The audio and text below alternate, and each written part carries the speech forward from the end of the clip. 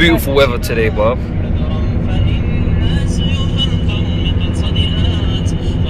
It's about 16 degrees, isn't it?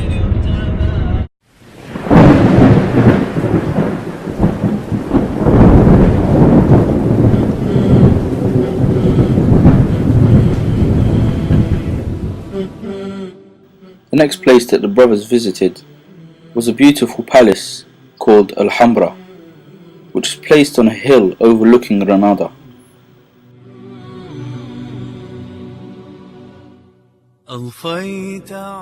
The construction started in the 13th century by an individual called Ibn al-Ahmar, who was the founder of the Nasrid dynasty, and was continued by his successors in the 14th century.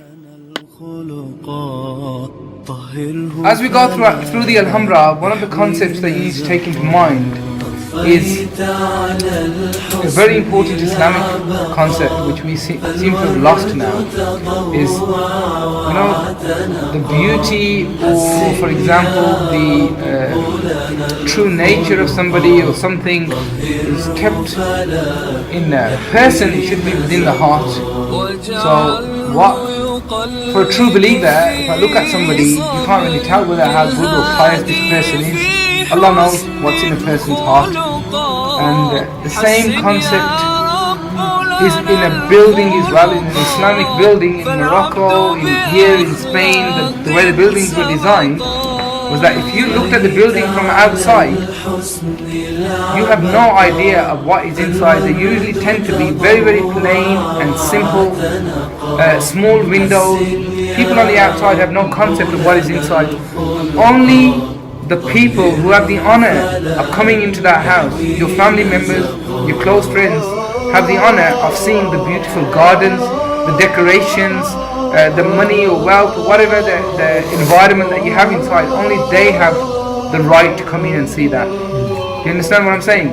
Similar, the example I usually try to give is for a Muslim woman, when she is outside, she's covered up, because her beauty is not for anybody's eyes. Nobody else can look at her.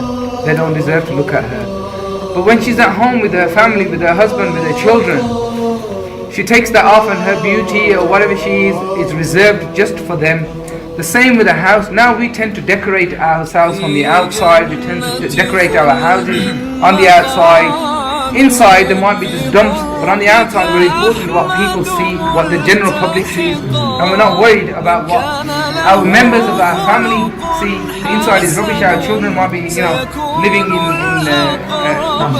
in scum, in a horrible situation. But as long as the rest of the world sees that my house looks great or I look great, I might be a rubbish person, I might not even clean or something, but I gotta wear the best clothes so that people, when they look at me, they judge me by what I wear, not what's in my heart. And that's the same concept here. And what you will see, that as you walk through the buildings, you have no idea what is inside. You'll usually have small doors or windows that are usually angled as well, so that people walking past who shouldn't be there, they don't know what's inside. It's only when you go in, it's usually dark and that, and then all of a sudden, when you take a left or a right, and you walk into the place, you see, wow, what's this? I had no idea.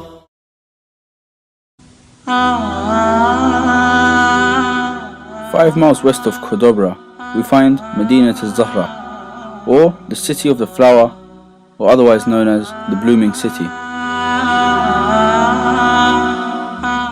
Begun in the year 936 by Khalif Abdul Rahman III as a country home for his court favourite al-Zahra, it grew in concept and was not completed until 40 years later by Al-Hakam II.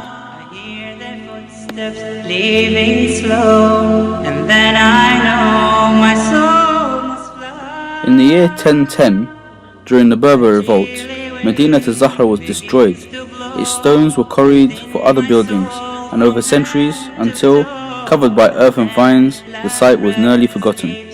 Only in recent times did the Spanish government painstakingly begin to restore some of the place.